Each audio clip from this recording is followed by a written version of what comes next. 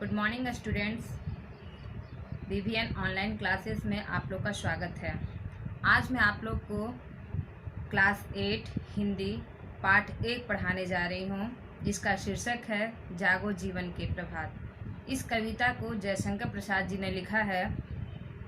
ये कविता प्रारंभ करने से पहले मैं आप लोग को जयशंकर प्रसाद जी के बारे में थोड़ी सी जानकारी देना चाहूँगी। जयशंकर प्रसाद जी का जन्म उत्तर प्रदेश वाराणसी काशी में 30 जनवरी 1889 ईस्वी को हुआ था। इनके पिताजी का नाम देव प्रसाद था।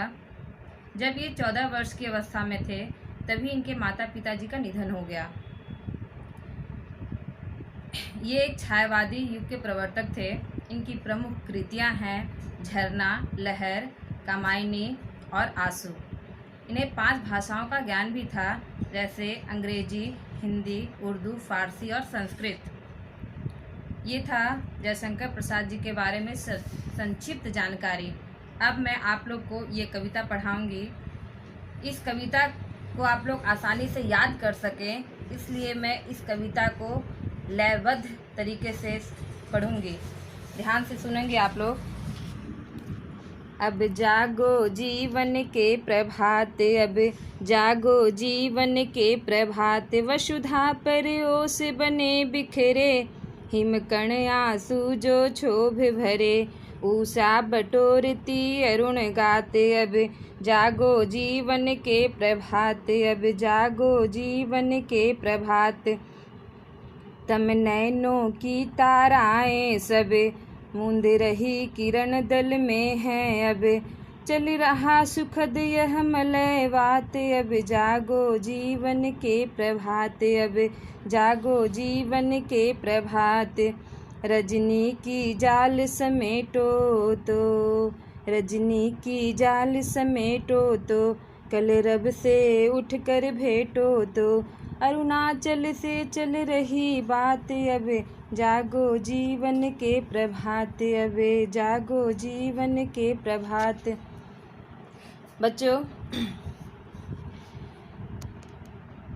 अब इस कविता का अर्थ मैं आप लोग को बताऊंगी, आप ध्यान से सुनेंगे।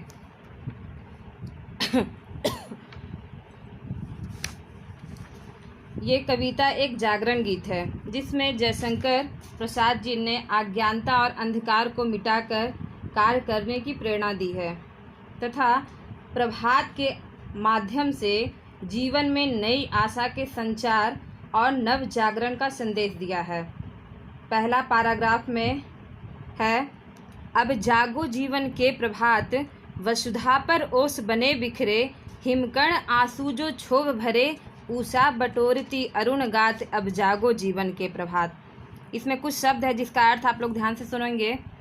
वसुधा, वसुधा का अर्थ धरती होता है। बहुत सारे इसके प्रवाची भी हैं, जैसे भू, भूमि, धरा, वसुंधरा इत्यादि। ओस का अर्थ होता है पानी के छोटे छोटे बूंद। हिमकण का अर्थ है बर्फ का टुकड़ा।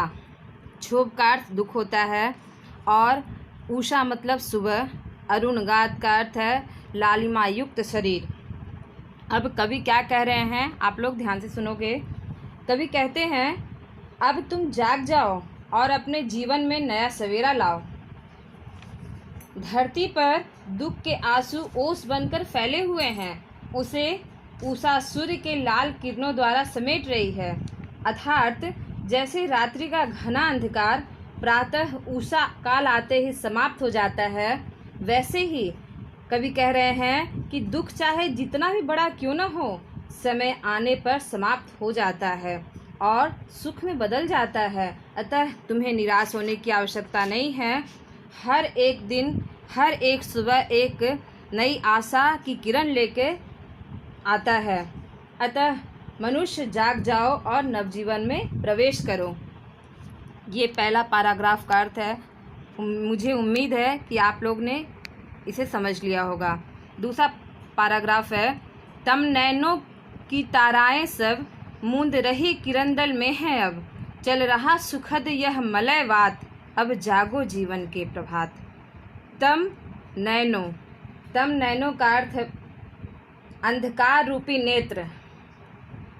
अब है मलयवात। मलयवात का अर्थ है शीतल, मंद एवं सुगंधित। ताराएं, तारा रूपी पृथ्वी, किरणदल है सूर्य का प्रकाश।